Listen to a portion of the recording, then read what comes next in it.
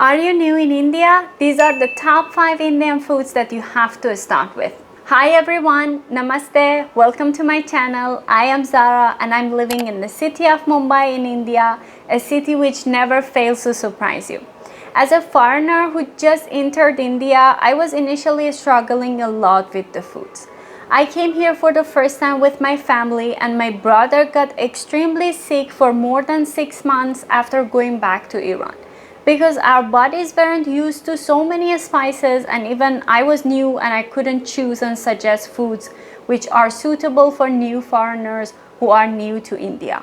After living in Mumbai for about 2 years and trying almost all of the Indian foods, I felt that now it's a good time for me to make this video and help those who are planning to travel to India or stay here.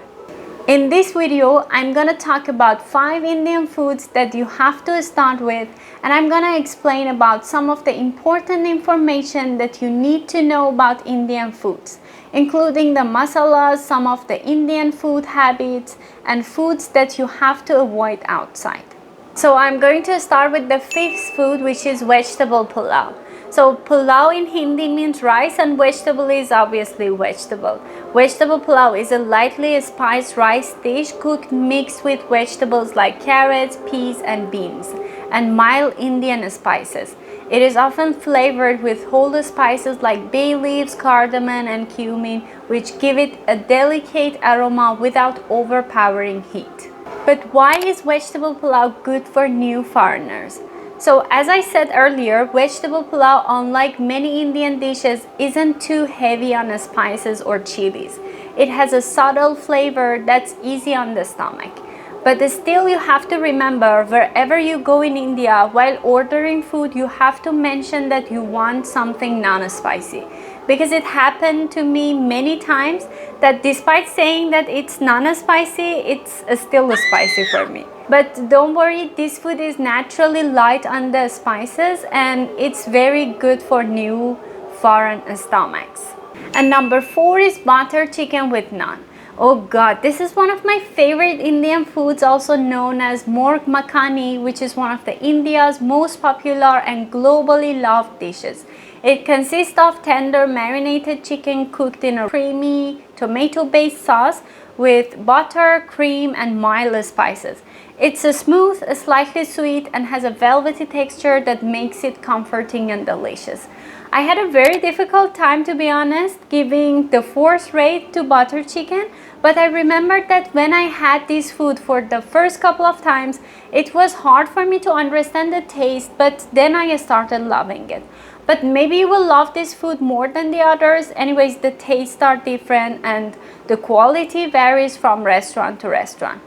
But why is butter chicken good for new foreigners? First, mild spice level. So unlike many Indian curries, butter chicken isn't very spicy. It has a balanced taste with just a hint of warmth from mild spices. And second is perfect with naan or rice.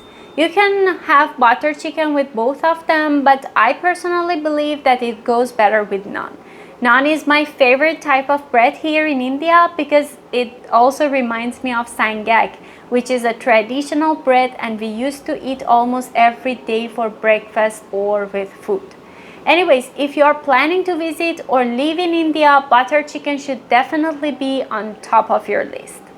And the 3rd Indian food that you have to start with if you are new in India is sada dosa. What is sada dosa? Sada means plain and dosa is a thin, crispy and golden brown South Indian pancake made from a fermented batter of rice and urad dal. I believe dosa is one of the best Indian inventions because I just find the way that they make it is very cool. And in some places they make some huge dosas which is very long. And I don't know how do they finish it. But it's so interesting for me to see those big dosas. But why sada dosa? First reason is that dosa is not spicy at all. Dosa itself has no spice and you can pair it with anything. Even sometimes I make it at home and I'll eat it with egg. In the restaurants, they will serve 2 types of chutneys. One is the coconut chutney and the other one is a spicy chutney or sambar. You can have it with coconut chutney, which is very healthy as well. Now we are coming to the first two Indian foods, which I believe are the safest for those who are new to Indian foods. I want to point that I chose these foods only because I feel like the new foreigners will be able to start with because they're light in spices.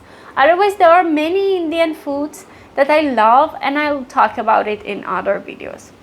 Okay, now it's the second food, which is dal rice. Dal rice is a simple yet nutritious Indian meal consisting of lentil soup and steamed rice. The dal is made by cooking lentils with mild spices, turmeric, and sometimes a mustard seeds, garlic, and curry leaves. It's one of the most widely eaten dishes in India. You can see a poor laborer eating dal or a billionaire like Ambani, who is one of the richest people in the world. This food is known for its comforting, homely, and easy to digest qualities. But why is dal rice good for new foreigners?